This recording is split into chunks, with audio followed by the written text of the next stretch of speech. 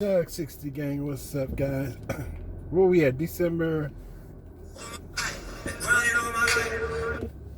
50 gang, what's up? Hey, how's everything going? All right, what's the day? December what? The 17th. It's my grandma's December birthday. 17th. What? My grandma's birthday. Oh, happy birthday to your grandmother. In heaven. Alfreda Robinson. Frida Robertson, may you forever Alfreda. Alfreda Robinson, may you forever rest in peace. This is your boy Doug, 60 gang, and I'm with 50 gang, and we are riding out today to Eatonton, Georgia. Seems like I got 64-mile run. Oh, okay. That's what I'm up to. Yeah. I got one doctor today, so I'll most likely be getting out early. I clocked in early so I can leave early. Okay. I'm tired of this daylight saving. I don't like this dark time driving. Well, I heard your boy trying to get rid of daylight saving. You was talking about that last night. Yeah, so you mean like when we fall back, right? In the fall, we got to go back, right? Yeah. It'll stay that way, you mean? Right. Yes. So he's trying to get rid of daylight saving time altogether. That would be amazing. I hate driving at 5 o'clock and it's nighttime. Right. It's disgusting. Right. Maybe you should join Truth Social. Okay. On that note, listen, I got a patient on prayer.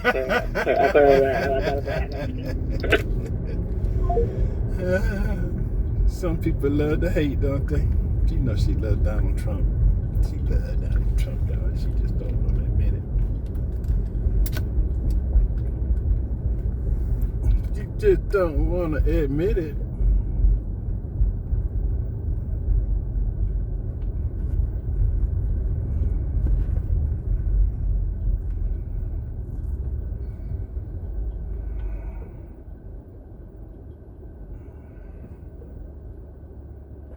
What kind of accident down there?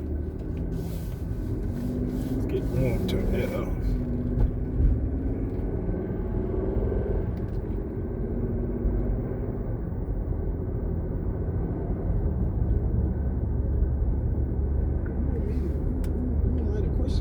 Then who should question you? Who should hold the press accountable for the status that it has, that you can decide? And you're human beings. And human beings have opinions. Human beings can be biased. Human beings can like. Human beings can dislike. You are human beings. And so my job, as I did as a police officer, as I did as a state senator, as a borough president, is to look at those who have power and to question them. So it's all right for the police to be questioned. Happens. The people in Iowa, their newspaper, we're filing one on 60 Minutes. We're involved in one which has been going on for a while. And companies defaming Trump. It's egregious, and you know, this is now different from 2016 because he has been found liable for rape. So it's. But I do think the Democrats also need to look at him and go, why are we not beating this guy? Why is this convicted felon, this man has been found liable for rape? At the end of the day, what we know from Donald Trump is that he has over 24 credible allegations of sexual assault. We know that he was found liable for rape. If you don't want to be held liable for rape like Donald Trump has, don't grab the woman's genitalia. I just have to say, I'll take those concerns seriously if you also express concerns about the allegations. He's been found liable for rape. And my only message to all of these individuals is this: if you guys don't want to be held liable for defamation, or if the network doesn't even want to go through that nasty process, why don't you guys stop lying about President Trump, huh? Why don't you guys just report the facts and keep it there? But when you guys cross the line and start making this about a personal beef with him, like George Slopinopoulos, then you end up like them, and you deserve the consequences, right? I'm going to be bringing one against the people in Iowa, their newspaper, which had a very, very good pollster who got me right all the time. And then just before the election, she said I was going to lose by 3 or 4 points, and it became the biggest story all over the world because I was going to win Iowa by 20 points. The farmers loved me, and I loved the farmers. Now, let me give you an example of how they're freaking out. Here's Jake Tapper responding to the threat that Trump stated in his press conference this morning that he's going to sue media outlets. And we should note, Kristen, I don't want to overstate Trump's friendliness and genial attitude at this press conference, because this weekend ABC News agreed to pay $16 million, including legal fees, to settle a defamation lawsuit brought by Trump against the network and their anchor, George Stephanopoulos. And that obviously will not be the end of this campaign against the media, legal campaign against the media. We heard him go after many other news outlets today. Take a listen. So I'm going to be bringing one against the people in Iowa, their newspaper. We're filing one on 60 Minutes. We're involved in one which has been going on for a while and very successfully against Bob Woodward. We have one, very interestingly, on Pulitzer, because reporters at the New York Times, Washington Post got Pulitzer Prizes for their wonderful, accurate, and highly professional reporting on the Russia hoax. We don't have time to go into all of that, but just to touch base on a couple. There's one of them is the people of Iowa, the Des Moines Register. That's because there was a poll that was inaccurate. Mm-hmm. The one on 60 Minutes is because they didn't like the editing that had been done to the Kamala Harris. Yeah, I mean, this is wildly ridiculous. Now, the same way that Jake Tapper feels about Trump threatening to sue these other media companies is the same way that American citizens have always felt about the media. You guys are wildly ridiculous with how you report on Trump and how you guys have been withholding information, how you guys manipulate information, how you guys have actually turned into activists instead of just being true journalists where you report the facts.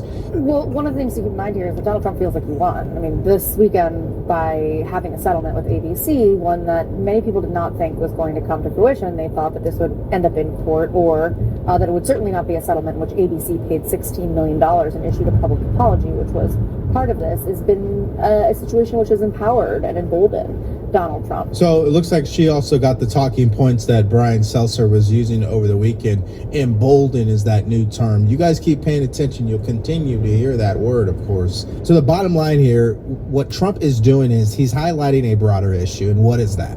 Well, major media outlets often make defamatory claims without any repercussions. There's zero accountability, all right? So good on Trump for doing this. And we know why ABC doesn't want to move forward and go to trial over this, because there might be even more corruption that ends up being exposed. I don't know. How about that presidential debate? Is he trying to intimidate the media with this strategy? I think he is well within bounds to play the game that he thinks they're playing against him, which is to lie about him, to, you know, try to shape the narrative around him in ways that he doesn't believe are accurate. My belief is, why can't people just be precise? So look what happened to ABC. They were not precise in what they said, and you can't be so flip with this kind of serious information when we're talking about, you know, the public affairs of our country. I mean, I've been on TV over the last several years with people who I thought were really loose with their language and how they described him. I've heard it on Pete Hegseth. I've heard it a number of times. We've been saying this for some time now, that every time we have to react to what the media is saying, we always leave thinking, man, how do they get away with talking that way? You know, it's not about reporting facts anymore. They don't even care about the truth. They care about the narrative. And sometimes that narrative is violent. It is defamatory. It is out of touch. It's based on delusion. But here is Allie Phillips telling you otherwise, that it's actually Republicans who are defaming individuals, not Democrats. I'm on the internet every day, Al Gore's internet, and I see all kinds of smears against Democrats being perpetrated by the new media in conservative circles. Are those folks ready to be sued? No, that's not what's happening here. As Scott said, it's about holding major media outlets accountable in a game that they're one-sided on, and that's the way.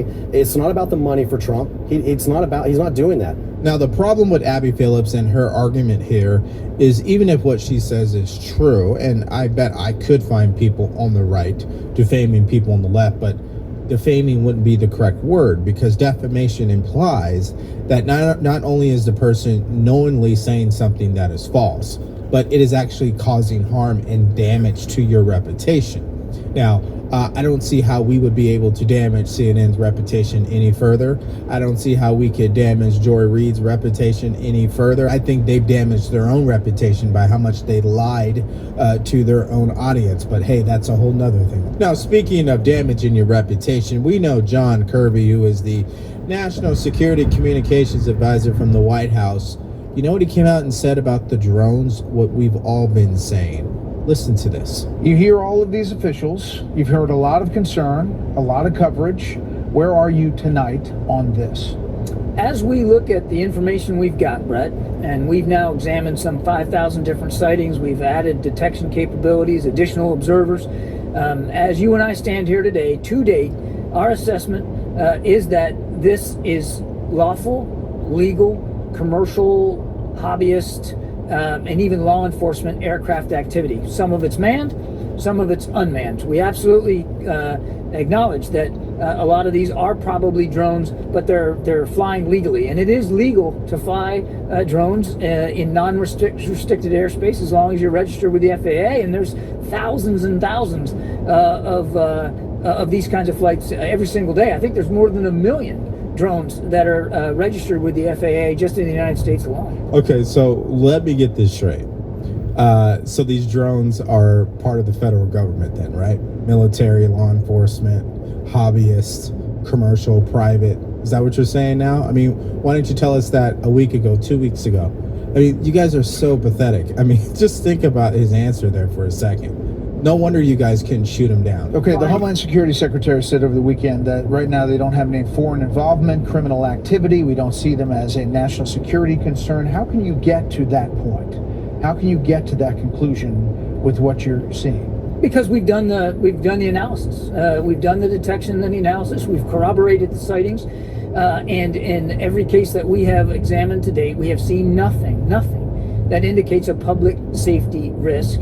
There are drones flying over the skies of the United States every single night, every single day, and we've seen nothing in and around New Jersey that should give the people on the ground there concerns for their safety for this activity. And we've seen nothing working with the Department of Defense as well that indicates a foreign adversary actor involved or any kind of pernicious national security threat. Now, there have been some drone sightings, I think, as you know, over some military bases. We're obviously looking at that. That is a different category, and DOD has different authorities to deal with that.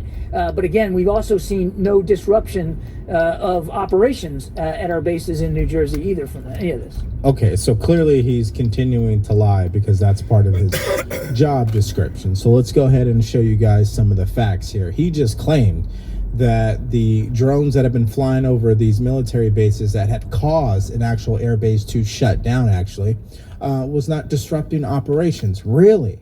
Watch this story. An alarming drone incident that forced one of the U.S.'s most critical Air Force bases to close its airspace for several hours. This happened at Wright-Patterson Air Force Base over the weekend in Ohio. And just in, new air traffic control audio obtained by military news website The War Zone of the moment it happened. Med Flight 8 Patterson Tower, use extreme caution for heavy UAS movement on the base. Security forces is handling the situation, and I gotta keep the lights down so that security forces can see. Ohio, now the latest of several states to report drone concerns as scrutiny over the federal response is building. Okay, so I got to ask you this, if you could put your answers in the comment section below. What do you believe is actually happening here? Because John Kirby says, oh, everything's fine. It's all good. It's all legal. There's no foreign actors or anything like that. You guys have already know what my stance is. I believe it's been the military this entire time. But of course, the White House doesn't want to come out and tell you that because they don't want to create panic.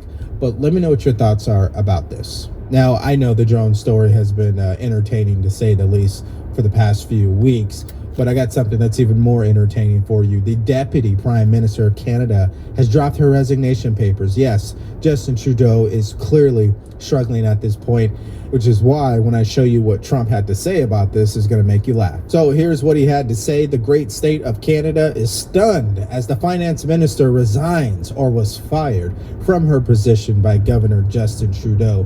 Her behavior was totally toxic and not at all conducive to making deals which are good for the very unhappy citizens of Canada. She will not be missed. And here is the actual resignation letter that she delivered today, December 16th. And I'm just going to skip to some important parts of this letter. Here's the first one. On Friday, you told me you no longer wanted me to serve as your finance minister and offered me another position in the cabinet. Upon reflection, I've concluded that the only honest and viable path is for me to resign from the cabinet. A second thing that she said here, our country today faces a grave challenge. The incoming administration in the United States is pursuing a policy of aggressive economic nationalism, including a threat of 25% tariffs. So clearly, I mean, Trump has literally disrupted Canada, and he isn't even in the White House yet. We need to take that threat extremely seriously. That means keeping our physical powder dry today so we have the reserves we may need for a coming tariff war.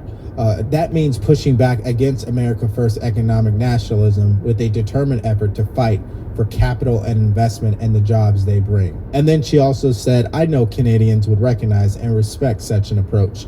They know when we are working for them, and they equally know when we are focused on ourselves. Inevitably, our time in government will come to an end. The bottom line here, folks, is she should have resigned years ago. He should have resigned years ago. People in Canada do not respect the current party in charge right now. That's just the bottom line. I don't live in Canada. I don't know everything about Canadian politics, but I can look at the results, and the results show me the current leadership. They have failed miserably, and the citizens never miss a chance to remind them of that, which leads me to this clip. Prime Minister, you're going to remain in office. No, what gives you the right to continue? What gives you the right to stay in office? You failed Canada. You ruined our country. You're done. Walk away. You don't have an ounce of your father's integrity. At least he walked in the snow. You've ruined this country. Everyone around you is running from you. You're abandoning Kristen Freeland, Sean Fraser. They've all left you. It's time for you to go. It's time for Canada to have an election. Now, if you did a Google search or went on YouTube, you would found an abundance of clips of what I just showed you. I mean, his entire reign as the prime minister has been plagued by his own citizens calling him out at every single turn for the fraud that he really is. Everybody knows he has sold that country out for globalism. For whatever reason, we don't know, but clearly he's not respected, he's ultra corrupt, and he's not really about Canada first. We know that. So at this point, there's only two scenarios. Number one, he will resign any moment now, today, tomorrow, in the next week, or they're just going to wait all the way up till March, and then he will obviously vacate because that party is going down in flames. And by the way, Polymarket has it at 80% chance that Justin Trudeau will resign before the end of his term. You can get it. My biblical question this week, and it is a doozy. Jesus said, I and my Father are one. I and my Father are one. What does that mean?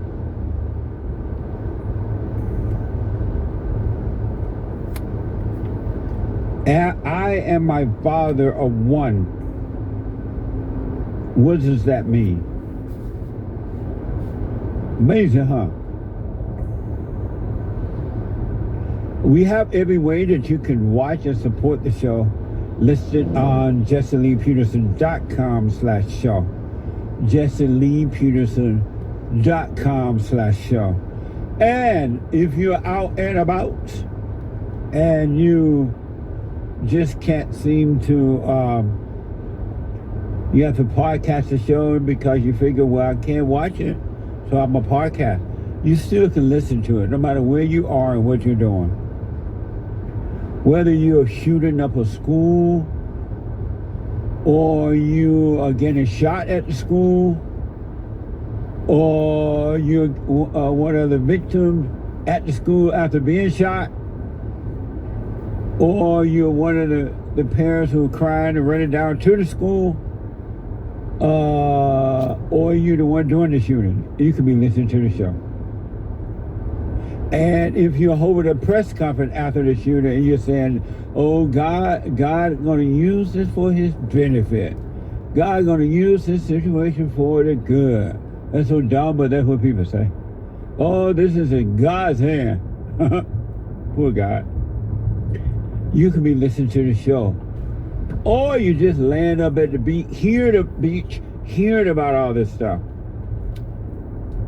You could be listening to the show on your iPhone or iPad by calling the listen line on TalkStream Live at 605-615-4131. 605-615-4131. And it's Tuesday. And every Tuesday is Country and Western Tuesday. Bring back, oh, bring back my country to me. Bring back, bring back my country to What me. the? Who let the dogs out? Woo. Amazing. Amazing. Who let the dogs out? So I mentioned this shooting, and that's being reported from our Wisconsin. And the interesting thing about these shootings all over the country, because the nature of human being is evil, we'll probably never know the real cause and the real truth of what happened and why. Because now the parents are no good. The mothers are refusing to stay home and raise the children because they want to be like men. They think that they get more recognition by going to work, and people are going to recognize them at work rather than being home and watching over the man's children. And they have turned the children over to the so-called experts, and the experts are giving them all kind of medication for the so-called depression and suicidal anxiety and all that, post-traumatic. And so the parents have turned the children over to the so-called experts. And these kids are on all kind of medications. I don't know if this girl was or not, who has been accused of doing the shooting there. I don't know what her deal was, but I do know that a whole bunch of children are on all kind of medication for whatever reason. And so, and when these things happen, they don't tell you what really happened and why it happened. So you never know. They're not going to tell you that, oh, this person was on medication and because they were angry and out of control and they were high off the drugs and blah, blah, blah. They're not going to tell you the truth about it. So you don't really know what happened. I don't know what happened in this situation. But I do know, and without a doubt, that it's only going to get worse. This is hell on earth, and you're living in hell, in your own hell, and you're bringing hell upon others if they don't see what's going on. So it's only going to get worse because there is no love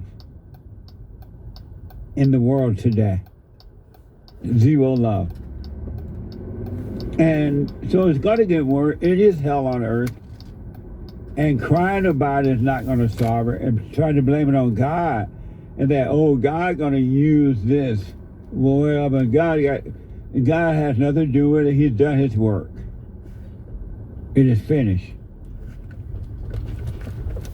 And so it's just going to get worse. And then I noticed that at these schools, and this was supposed to be a Christian school, I don't know if a man is running or not, but they allow women to take over and run things. And that is pure evil because you open up the gates of hell. Hell come through the woman, and Satan has cleverly deceived the people and they listen to the woman cry and moan and bitch about she's equal to a man and she should be able to run things too. And because men are afraid of women, the mama spirit, they allow women to run everything, so there's nothing to stop it.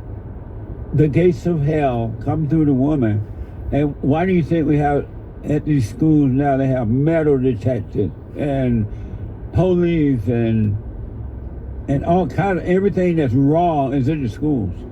How did it get there? It wasn't that way when men ran the schools.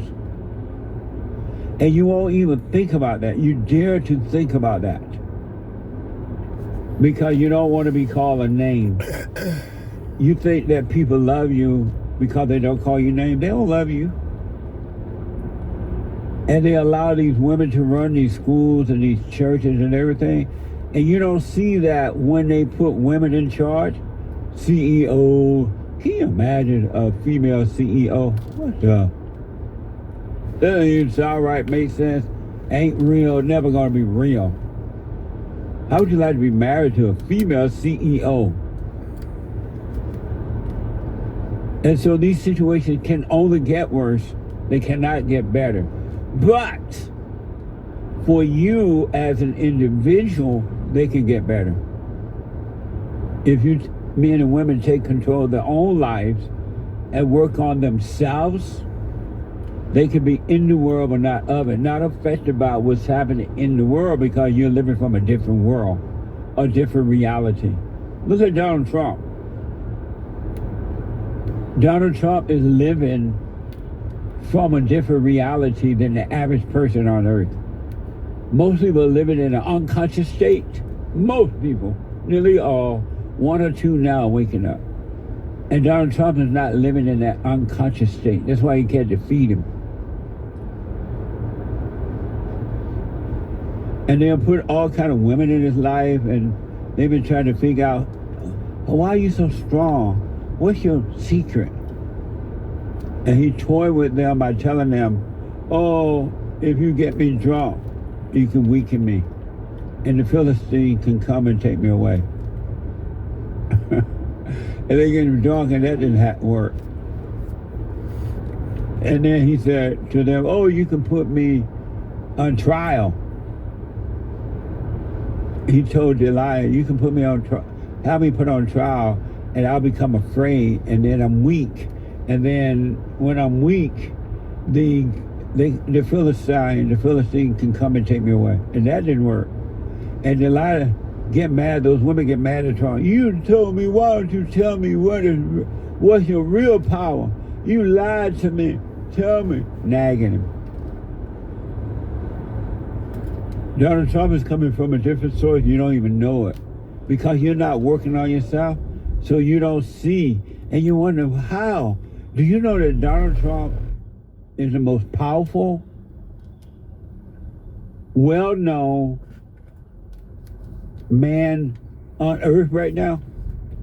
On earth, around the world. And think about all the things that he went through, and they were trying to stop him. But he never cried. He never became afraid. He never gave up. He never worried. He just stayed calm and did what's in front of him to do, as he's doing right now. And now everybody and their mama want to kiss up at Donald Trump. Everybody and their mama if you're black, and everybody their mama if you're white. You can live that way too. But you got to give up a life in order to receive a life, a false life. Otherwise, you're going to tell the secret to the woman of why you're so strong. And because the world paid her $150,000, $1 million, she's going to treat you and nag you. And you're going to finally tell her that when I fall asleep, you can cut my hair, and that's where my strength is. Because you're weak. Isn't that amazing? Men are always telling women how to weaken them by telling them their issues and their problems. And when you tell women your weakness, whether it's your mama, you see whether it's your mama or it's your mama-in-law, your girlfriend, your wife, your sister, your female cousin, when you tell them your problems, you weaken yourself. And they know it, they see you as being weak, and they will use it against you. Because now you're weak, they know your weakness.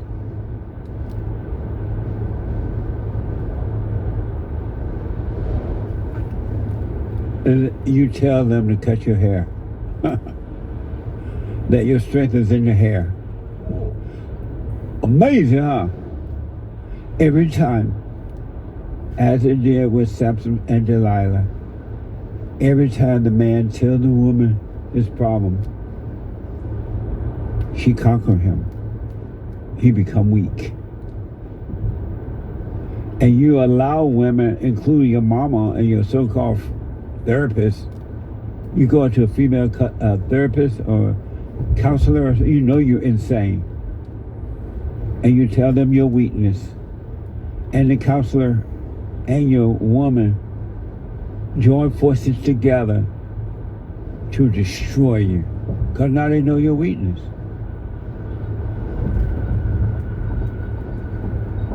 It is against God's will that a man should tell a woman his issues, no matter what they are. But you've listened to the daughter of the devil, and she has convinced you, why don't you tell me your problems? How was your day? What happened today? And if you don't tell her, you don't love me. Why don't you tell me? Delilah, you never tell me your problem. You don't love me. And she nags and she cries, and then you tell her, and then she defeat you.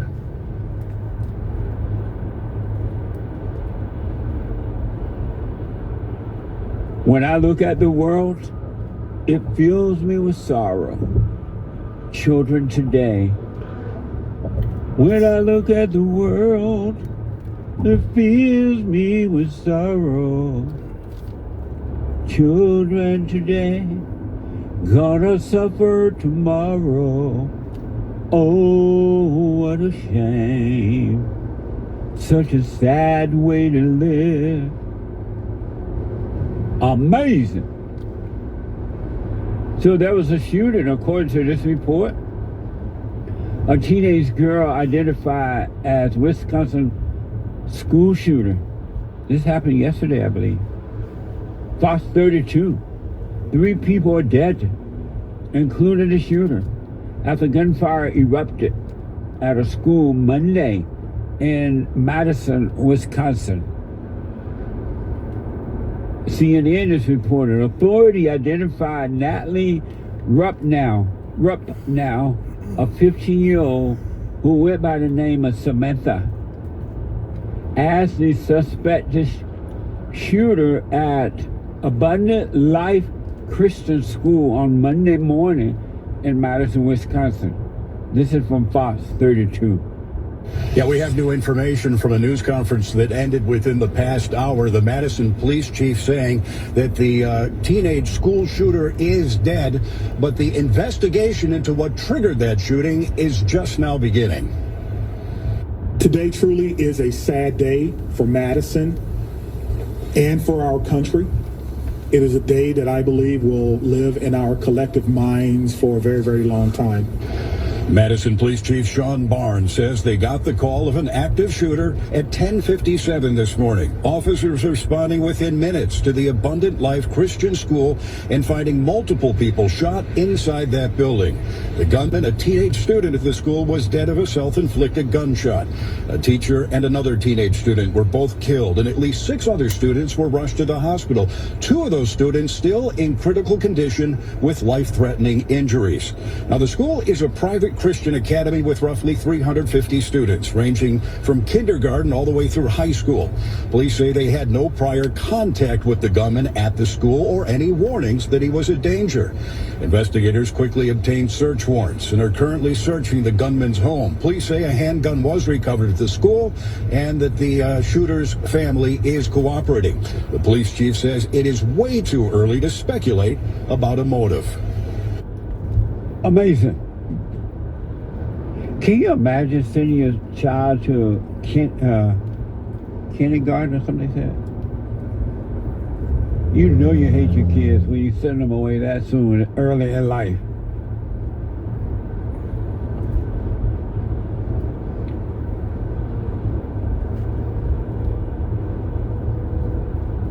Amazing.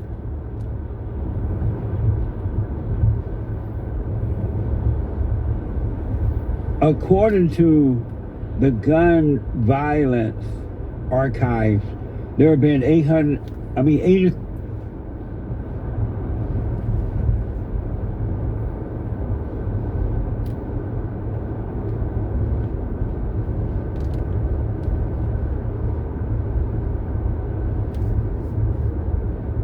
For dessert, right? So he went to bed, and before he went to sleep, she remembered him telling her, she remembered him telling her, okay, if you tie both my feet and my hand, then I'm weak. So he went to sleep, he was satisfied, dropped, and everything.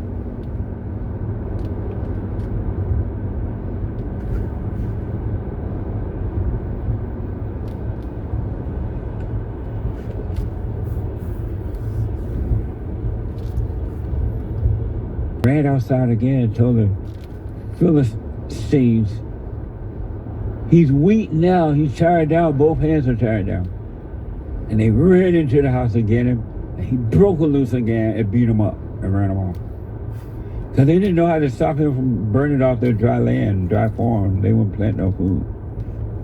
And she was mad. She was ticked. You said you love me. You keep lying to me. I'm your wife. I'm your woman. Why you lie to me? Tell me lie. Don't tell me lie. Tell me the truth. Tell me your problems. I mean your weakness. What's your weakness? And then the idiot he is, because the sex was good. He finally told her, okay, as men do, they break down once the woman nag him and bug him and act mad and nag and nag and nag. He finally told her, all right, my weakness is if you cut off my hair. My strength is in my hair. And so she got him good and drunk. He went to sleep. Cut his hair. And she chopped off his hair. And she ran out and gave it to the Philistines.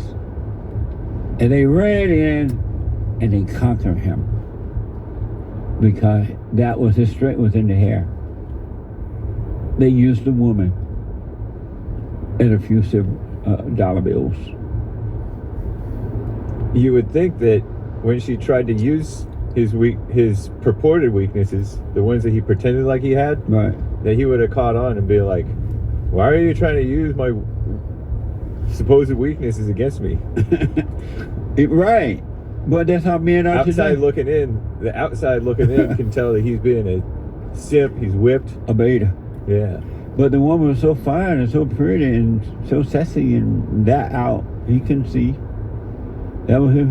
He was emotionally addicted to her at that point. That was his real weakness. Men are like that today. They don't really want to tell the woman their problem, but they do. Because she nag and bug, you don't love me, why don't you talk to me? He was like, it's nothing, none of your business. You don't love me. My mama told me not to marry you. You don't love me, you don't tell me anything. And she nags and nags and nags until he tell her, and now she has control over him. She knows his weakness.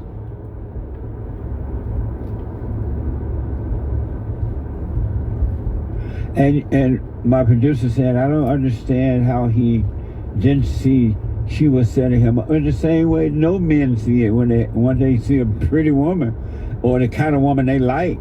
And once they have that thing done with her, it's over. They don't see. And you're like, why are you letting this woman beat you up?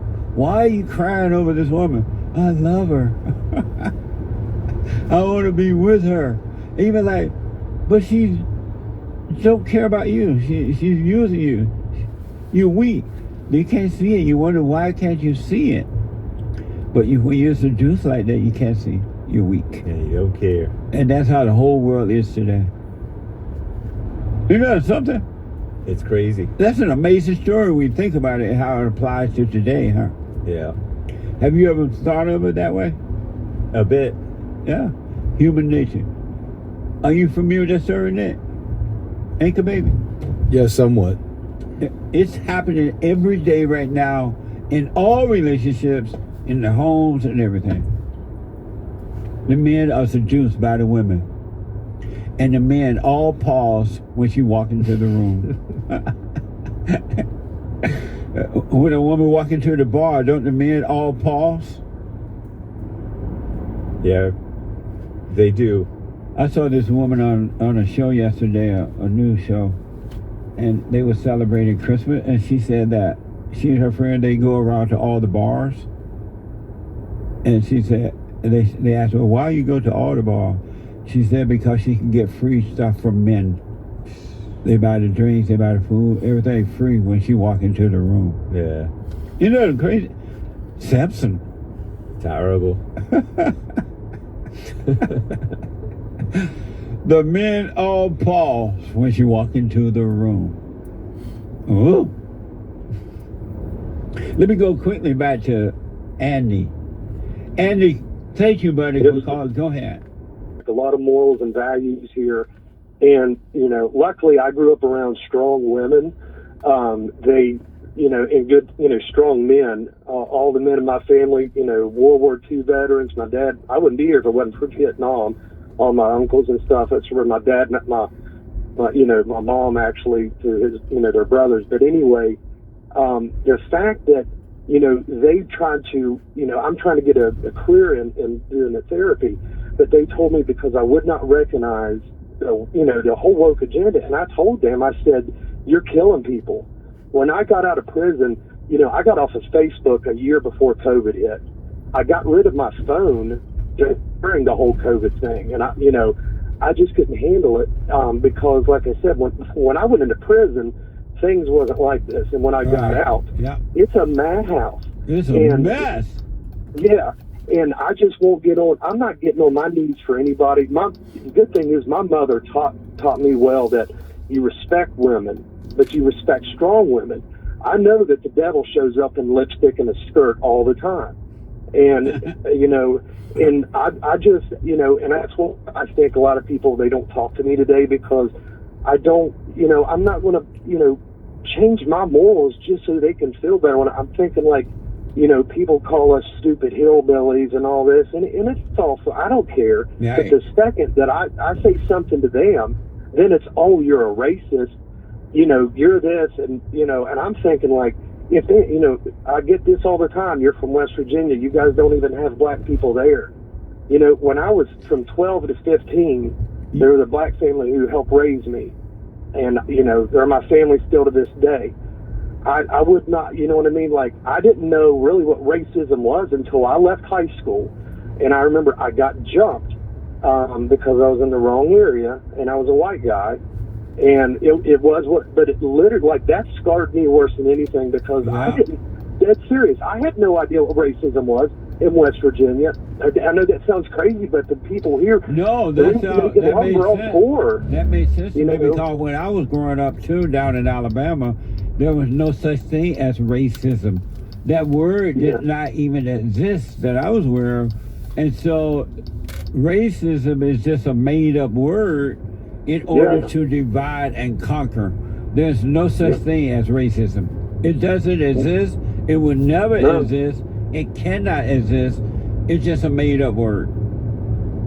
That's, I literally, at that moment, I was wondering, you know, I would always call my mom. I was like, do they really hate me because I'm white? Yes. But, you know, that was a bunch of the, you know, the devil talking to me. You know what I'm saying? Like, well, they do. You know, the blacks do hate you. Not all, because you're white, but you got to realize that they have been brainwashed.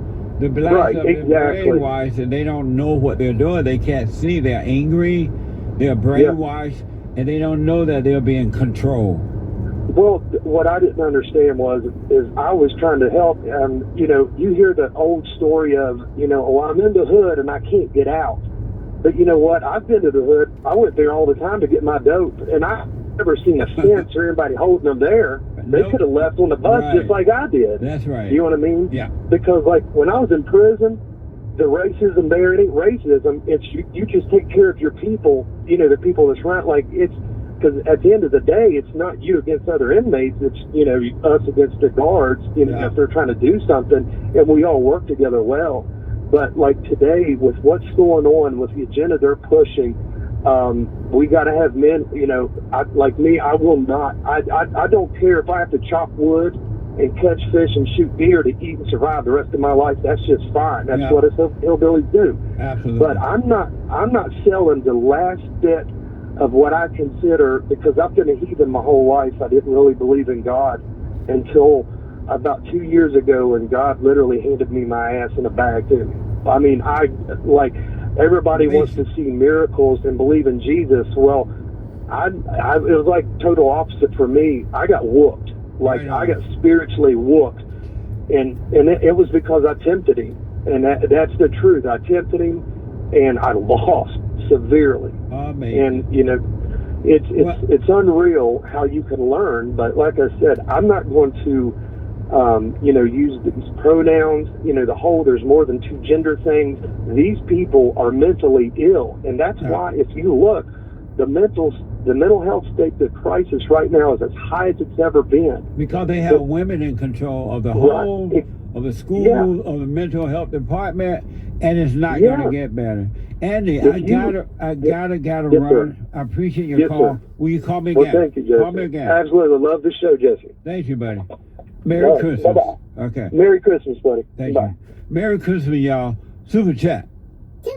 Super. Ryan Moon bought 3 coffees for the grant. Right on. Thank you, Ryan. Amazing. Bill on Capitol Chill bought a coffee. Thought you'd like this quote. FEAR has 2 meanings. Forget everything and run, or face everything and rise. My all-time favorite. Amazing. Thank you. Sound good. Amazing. Thank you, Bill on Capitol Chill. You got to face it. You got to face the fear shaking in your boots. Amazing. Thank you. No more thoughts, bought a coffee. Biblical question answer. Listen. I and my Father are one. What does that mean? He announced that the separation between God and man that was since Adam and Eve was over. P.S. Merry Christmas. Amazing. Thank you. I'll put my little 2 cents in on Sunday. Thank you. Interesting. Thank you. No more thoughts. Yeah. That's cool. Call me Alpha91, bought a coffee. Thank you so much. First and foremost, my attempt at the biblical question. I and my Father are one. Maybe he's just... What does that mean? Maybe he's just stating a fact, referring to how God created us in his image and put a piece of him in us, and through us he lives, which ties back to if God found me or if I found God, because it was never really about either of us being found. We were always together as one. Amazing. Interesting. I'll put my 2 cents in on Sunday. Thank you very much, and thank you for your support. Not Archangel Gabriel, bought a coffee. Morning all. Morning. Answering along with the blacks and whites. Are you talking spiritually or racially? The way you say it or put it out there sounds like you're trying to either provoke race war or see if the person recognizes these are only words. No racism, right? No racism. You can't start a race war if there's no racism. Amazing. Thank you. Node. Bought a coffee. Pardon me if I butchered your name. Right on. Thank you. That's the name. I mean, that's this coffee statement. Right on. Right on. Thank you. I'll wait for more. Thank you. He kept it pithy. Right on. Or she. Right on. Thank you. Someone bought a coffee. Good morning, y'all. Good morning. I just realized the other day when I was in the fallen state, I used to monitor every interaction I had with others, and I would judge it as either a good or bad interaction. Isn't that insane? Yeah. And I thought it all meant something. how tiring and stressful it is to be in the fallen state. It really is. It wears you down and it destroys you. Thank you. Amazing. Stay with it. David on Cash App, the real D something something something. Keep opening eyes, my brother. Thank you, and thanks for your support. Amazing. Are we having a women's forum this Thursday night? Indeed we are. It's the third Thursday of the month, December 19th. And we got a lot of news out of it. So it seems like everyone wants to be a part of Donald Trump's second term. His agenda is very popular, and he previewed it yesterday during a long press conference.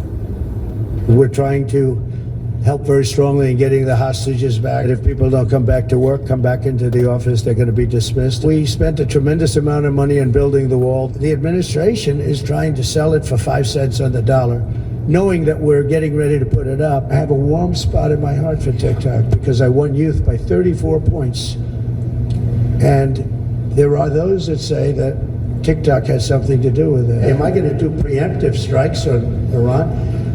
Is that a serious question? How could I answer a question like that? Can I get your reaction on that? I thought it was a hoax when it happened. Their lives have been destroyed. Their lives have been shortened by what took place. And that was just a taste. President Biden gave 37 news conferences in 4 years. Trump gave nearly 90 in his first term, and we expect that to continue. And judging by yesterday, Dana, virtually nothing will be off limits. Meanwhile, foreign leaders are rushing to strike deals with the president-elect. This as President Biden appears to be taking a back seat on the world stage. So Team Fox coverage, we have Kennedy and Charlie Hurd on deck, and they are chomping at the bit for analysis. But first, Peter Ducey's got the reporting. He's live in Washington to begin our day today. Peter, good morning.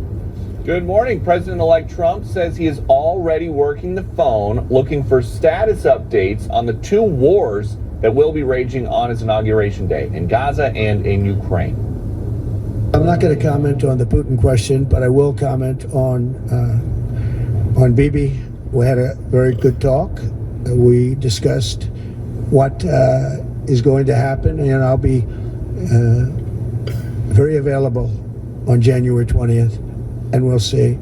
As you know, I gave warning that if these hostages aren't back home by that date, all hell's going to break out. The president-elect also gauging ways to manage the competition with China, despite Xi apparently declining an inauguration invitation. I would say that if he'd like to come, I'd love to have him, but there's been nothing much discussed. I have had discussions with him, letters, etc., at a very high level. You know, we had a very good relationship until COVID. COVID didn't end the relationship, but it was a bridge too far for me. The Trump team is working to figure out how to deliver on the election-winning promise of a better economy. And while announcing a $100 billion commitment from SoftBank, Trump is trying his best to show that the art of the deal doesn't just have to be a book title. I ask him right now, would you make it $200 million? Well, my promise is 100, but you know, he's now asking to do more. 200 million investment. He is a great negotiator. Advancing the idea that the current president is ceding the world stage to Trump, tonight, in the middle of the work week, the Bidens are flying to Delaware. Bill. Thank you, Peter. Nice to see you in Washington. Dana, what's that? Wow, so let's bring in Kennedy and Charlie here. There's a lot to get to here. One more thing from President Trump. This is what he said will be different this time around. One of the big differences between the first term, everybody was fighting me. In this term, everybody wants to be my friend. I don't know. My personality changed or something. It's like a complete opposite. In the first one, and the press has covered that fairly, actually, for change. The first one, they were very hostile, and maybe it was my fault, but I don't really think so. Kennedy, it was wide ranging. Let me give you a wide open question to answer whatever you'd like. No, but I think what these people are realizing, whether it's the press or politics, you know, whatever estate you're talking about, tech, law enforcement, they realize that they tried the Mean Girls pig pile and it didn't work. And so, the former president, now the future president, went through all of this with such incredible confidence, because it's not that he wanted to be the most powerful person in the world. He wanted to clear his name.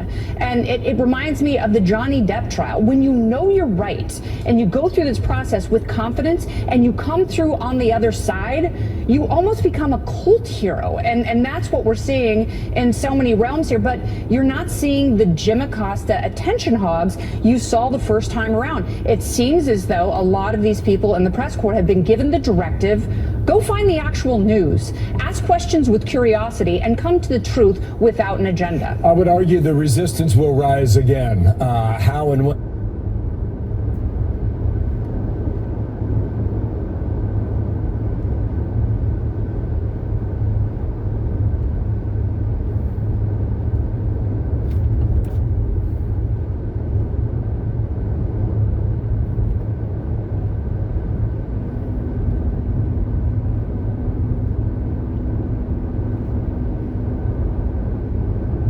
And we cannot say, but this one line about everybody wants to be my friend, that was pretty classic, Charlie. Yeah, it is. And obviously they're going to look for any opportunity for the resistance to rise again. But when you, looking back, 8 years ago, not that we didn't already know this, but the resistance really was real.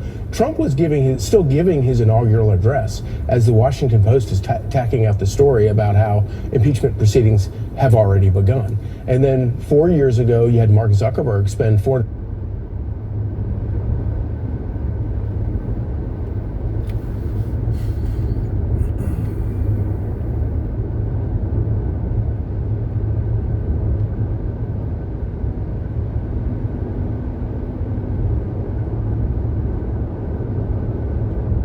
million to unseat Donald Trump, and now he's dining with him at Mar-a-Lago. It's extraordinary, but I think that in a lot of ways Democrats have to be careful about launching this resistance at any point. But I think they kind of learned a little bit of a lesson that the more slings and arrows you throw at this guy, the more popular he gets. And I think it's really gotten in their head, and they're kind of freaking out. They don't know how to respond. I said last night on the 5 that it's like they're in an endless game of bumper cars. Yeah. And they just keep running up against each other, and they can't find their footing. Jerry Baker wrote this in the Wall Street Journal: Trump is back, this time without disdain. And a Republican strategist said this is the difference between a shocking victory in 2016 and a commanding victory in 2024. But I would add, there's one other thing that's very different. When Trump won in 2016, Obama was president for 45 days after. This time it's Biden, and he's almost invisible. You actually have President-elect Trump, the one that people are turning their eyes to as all of these things are happening around the world. Like, sir, are we going to be okay? Yeah, and they're not asking Biden that. And it's not just in terms of diplomacy and him being, the chief diplomat and representative of the United States. They're looking to him to use relationships and strategy to quell the hot spots in the world. So, yes, we are seeing a transformation, and the contrast that you draw is pretty stark, because Democrats loved Obama. Independents loved Obama. They wish that he could have had a third term. Joe Biden, he is completely MIA, and it's kind of scary.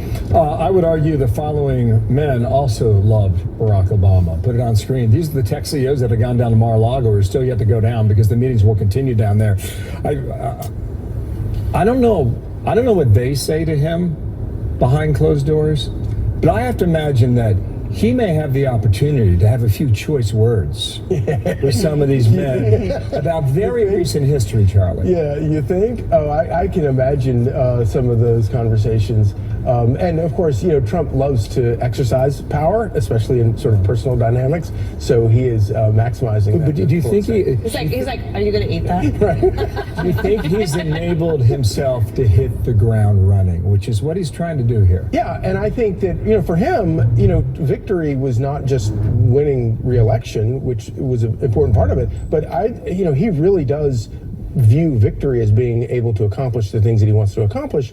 And those things, it's not a right-wing agenda. This is the thing that I think a lot of people in the press failed to appreciate. These are broad, bipartisan, common sense sort of things he's talking about. This is not straight out of the Republican conservative right-wing playbook. These are issues, and I think that's one reason that people are sort of laying down arms right now, is that they realize that, like John Fetterman in Pennsylvania realizes that, okay, this guy is actually talking about issues that matter to the people that elected me. And if I I need to get right on these issues, and that puts him in line with Donald Trump. So that's what Michael Moore said in 2016. He wasn't excited about it, but he warned, he's touching on a populism that the Democrats have failed, and they continued for 8 years to utterly fail their coalition and their most loyal voters. And this Tim Ryan, a somewhat moderate Democrat from Ohio, says the DNC should move to Youngstown. And he's probably right about that. It's an interesting title. Yeah. Charlie, thanks. Kennedy, nice to see you. Nice You guys to see come you. on back, okay? Want to get to the battle over the border wall. That continues now. President-elect Donald Trump now saying he may seek a restraining order to stop Biden from selling unused border sections, and a lot of it, too. The steel parts are going on the auction block for pennies on the dollar after the Biden administration sold them off earlier in the year. William Maginess on the story last week. Back on it today. And what you find out, William? Good morning in L.A. Hey, good morning, Bill. We actually have some video of where some of that wall actually is. But the other question is, did the Biden administration, as President Trump alleges, sell it for as little as a nickel on the dollar? So you're looking at some pictures from Marana, Arizona, where some of the wall, one of 3 locations where the wall is being kept right now, thousands of pounds of steel that was being trucked away from the border. This is north of Tucson. It's just weeks before Trump takes office. The administration is trying to sell it for 5 cents on the dollar, knowing that we're getting ready to put it up. And what they're doing is really an act. It's almost a criminal act. I'm asking today Joe Biden to please stop selling the wall. We're going to use that to create a strong barrier.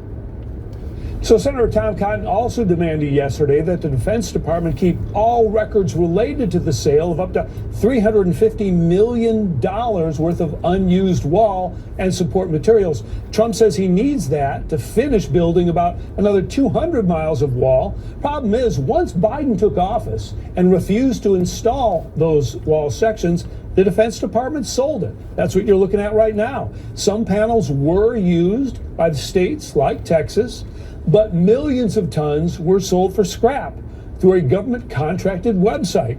So this drew anger on Capitol Hill yesterday when Missouri Senator Eric Schmidt claimed in one lot the DOD sold 16,000 pounds of fence for $100, recouping less than 0.2% for what taxpayers paid for. President Trump should have every ability to use materials that have already been purchased to construct a border wall, not auction them off again for less than 1%. So not only is this an insult to taxpayers, it's also an insult to voters who, voted for President Trump to come in on very clearly an effort to secure the border. So bottom line is, Bill, taxpayers lost a boatload of money on this for materials that were paid for but never used, like you saw at the top of the shot there. Trump is hoping to buy back as much as he can. That's stuff that I showed you is scheduled to go to auction tomorrow. It's unknown how much has already been melted down. And there's that too. Right. William, thank you. In Los Angeles, stay on it. We'll see how much we have left over in the end, right? Does the lack of clarity on the drones indicate a gap in U.S. security? We'll talk to John Kirby.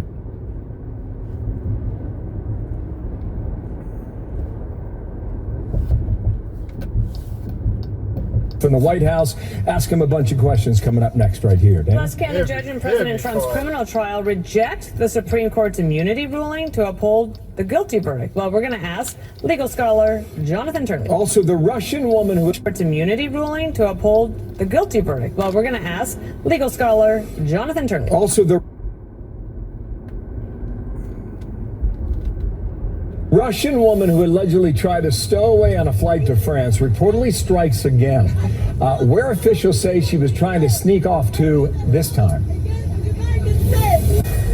I was getting ready for lunch, so it was basically lunchtime, and then I just heard sobbing, and there was a teacher. She was screaming like, "Ah, my leg! Help! Help!"